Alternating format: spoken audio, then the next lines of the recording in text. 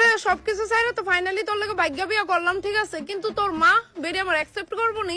এইটাই চিন্তা করতেছিলাম। আর তুমি বেডি বেডি করে সারছে মা দেখো প্লিজ। আচ্ছা যা বেডি আর বেডি কইতাম না নে। আমার সত্যি ভালো বলে তোমার কেসের মতো মুখটা বন্ধ রেখো প্লিজ। চলো চলো। দেখা যাও এক্সিডেন্ট লগে করে লইছি। কিটা রে বাবু, হে ভগবান, পিছনে রে পিছামারি রে এইভাবে বউ সাজ্জা রইছে কে রে বাবু? আমি তাই লোকে বিয়ে করে লইছি মে। না বাবু না, ক যে এটা মিথ্যা কথা। না মা এটা 100% হাসা কথা, কিন্তু তুমি চিন্তা করো না, তাই তোমার ঘরে সব কাজ করতে হেল্প করে দিব। তোরে বোধ হয় এই কথাটা আমি স্বপ্নে আয়া কয়ে গেছিলাম না? করবো না করাইবো এটা তো তাইরে দেখাই বোঝা যাইতাছে। বাবু তুই তাইলে সুজাই বাড়িতে বাড়ি যাইগা।